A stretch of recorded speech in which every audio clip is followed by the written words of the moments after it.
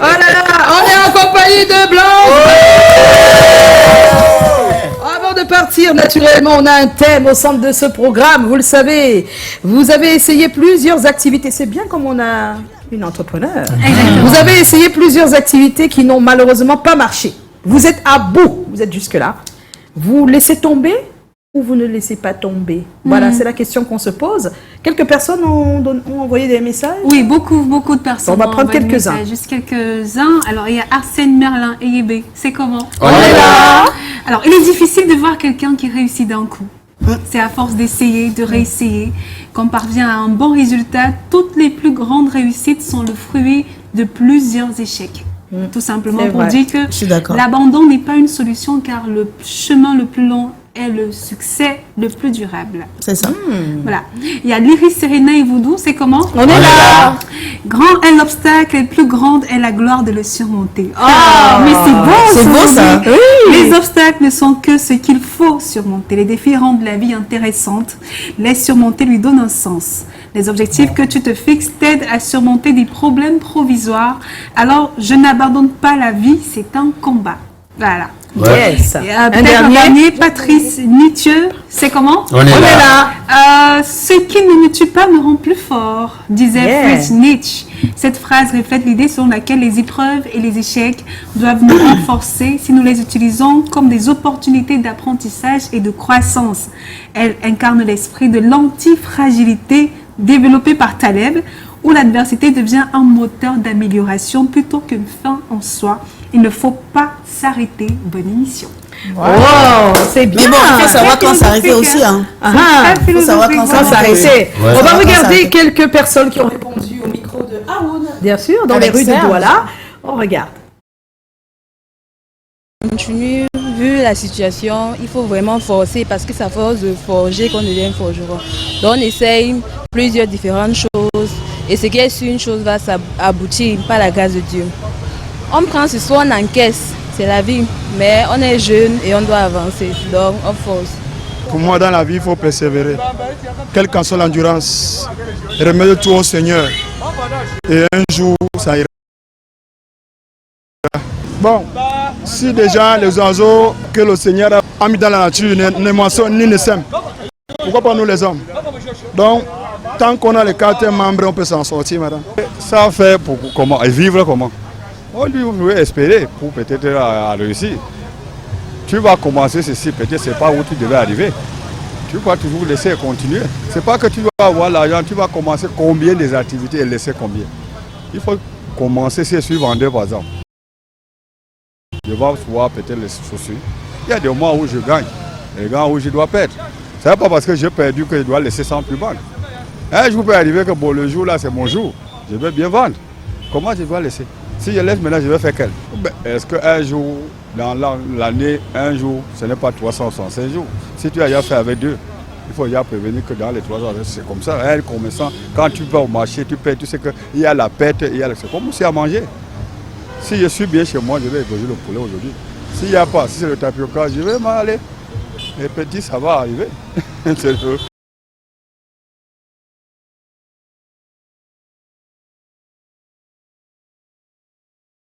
Je vais faire comment? C'est comme ça? Non, dans la vie, il faut persévérer. Il faut persévérer parce qu'au fur et à mesure, lorsqu'on crée des activités,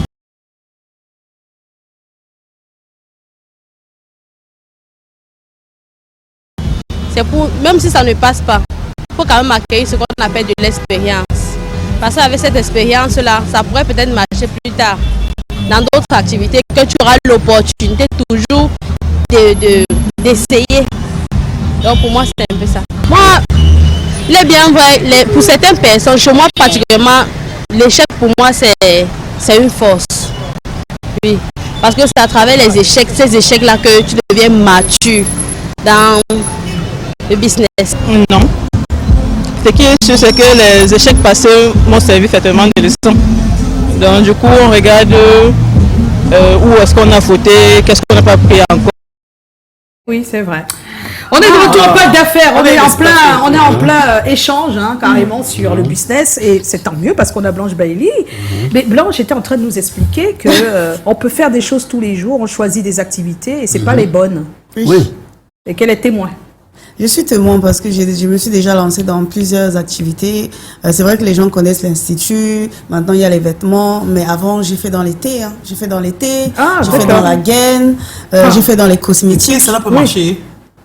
Bon, c'est pas que l'été ne marche pas. Mais l'été, c'est un business qui joue beaucoup sur toi. Donc, tu es obligé d'avoir une certaine ligne. C'est-à-dire que si tu grossis un peu, non, ça ne marche pas. Donc, tu dois être toujours sur le droit chemin. Alors que c'est pas possible. En tant qu'être humain, des fois, tu peux te lâcher. Oui, des fois, tu es en dépression. Tu vois. Dans tous les cas, toutes ces activités t'ont permis de voir la faille à chaque fois. C'est ça. Donc maintenant, pour les vêtements, tu n'as pas encore vu la faille.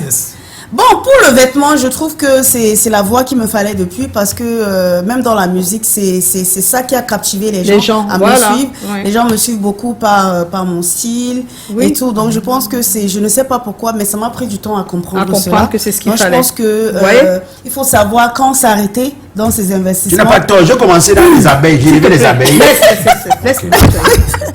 Il faut savoir quand s'arrêter. Il faut vraiment beaucoup étudier le marché, étudier sa propre personne aussi.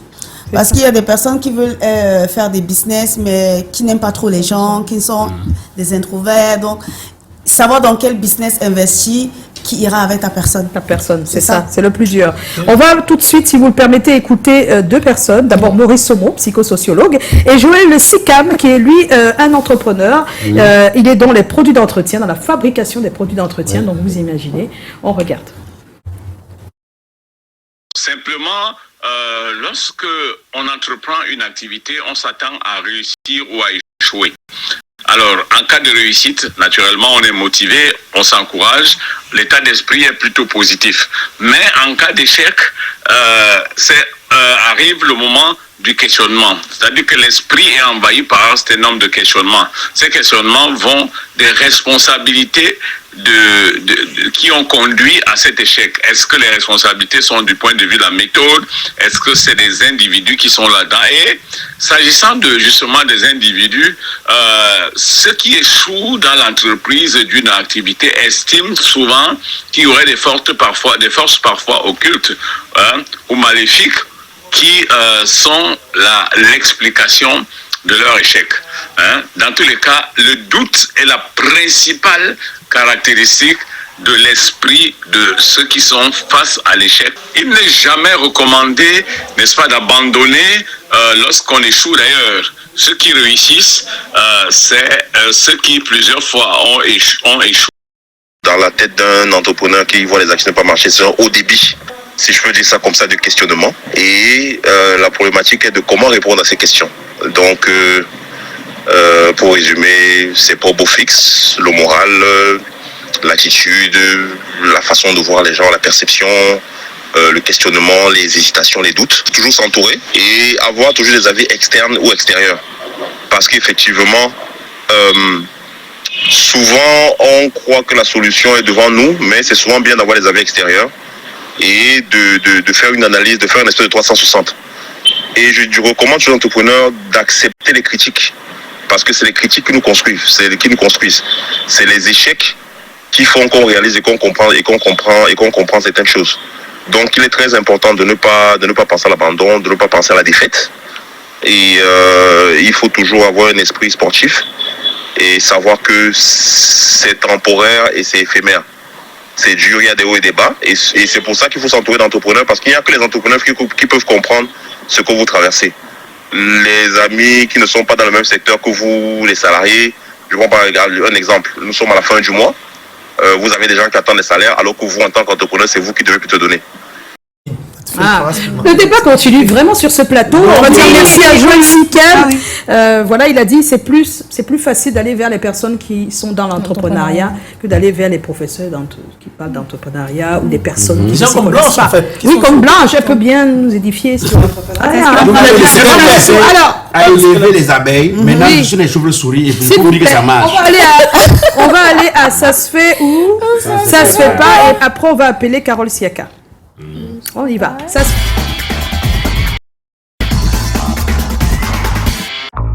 Je vous souhaite. Alors, s'il te plaît, on va aller rapidement parce qu'on doit partir. Voici la situation, vous connaissez. On répond par ça se fait ou ça ne se fait pas. Cacher sa maladie à ses proches. Ça se fait, ça se fait pas. Répondez sur vos ardoises. J'attends.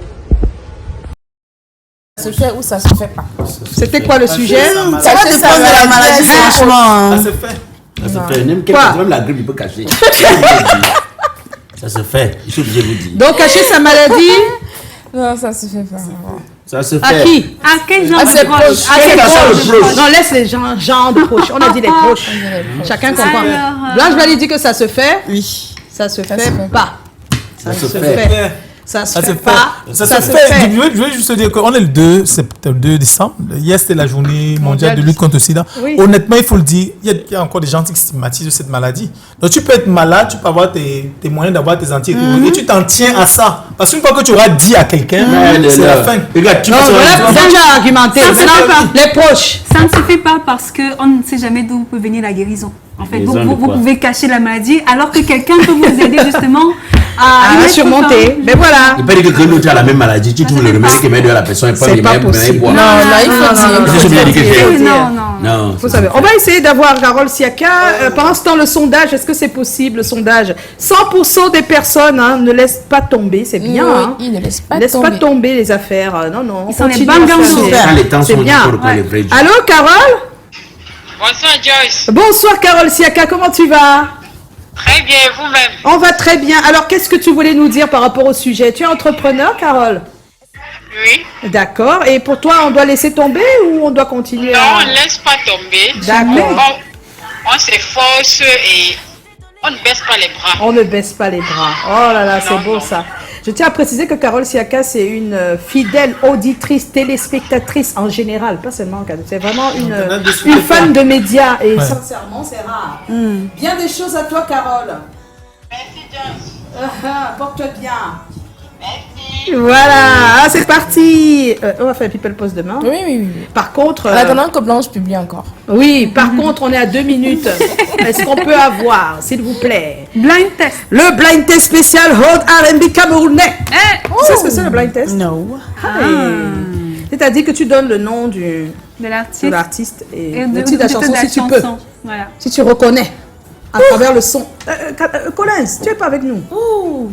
Allô? Really? Non, il n'est pas ready. Let's go. Yeah.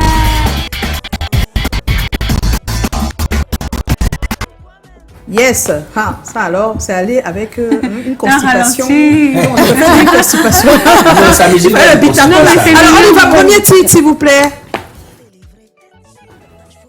Let's go. Let's go. Tana. Nungea. Il l'a pas. Bon, on s'excuse, notre réalo n'est pas là et on essaie de se battre avec les autres. Allô? Oh, l'heure va passer. Ma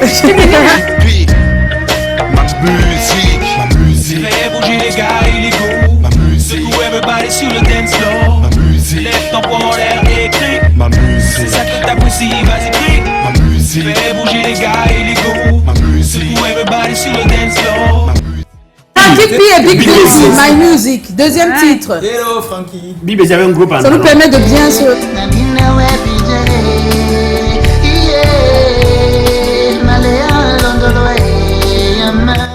Maléa, elle a dit olé, olé, ola. C'est le premier. Ensuite, c'est le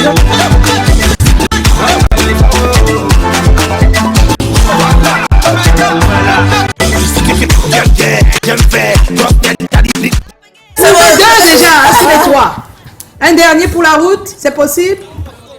De la verdict dans le degré de chauffement, agresse toutes ces femmes laides qui traitent nos ambitions de utopie. Mais moi je soutiendrai toujours que les hommes se valent, malgré qu'ils sont tous contraires à un destin fatal. Les ambitions se dépassent, les concrétisations aussi se dépassent. Moi je ne te dépasse pas, seulement je me chacun se place. Il y a Fanadi dessus. Oui. Non. Nicolas. Bantou Possi. Bantou Possi. Vous connaissez même. Ok. Musicalement. On va voudrais te dire merci d'avoir accepté notre invitation et de ne plus nous laisser orphelins aussi longtemps sur les plateaux de télé. Souci, je vous promets de revenir plus souvent. Oui. Même si tu ne nous dis pas pourquoi tu viens pas. Ferme la bouche. Oui, Merci à tout le monde. On se retrouve demain 17h top pile. C'était Blanche Bailey. Elle est dans un Kosa Generation. Donc allez voir ça. C'est super quand même ce que tu fais. Merci. Bien. À demain. Ciao, ciao.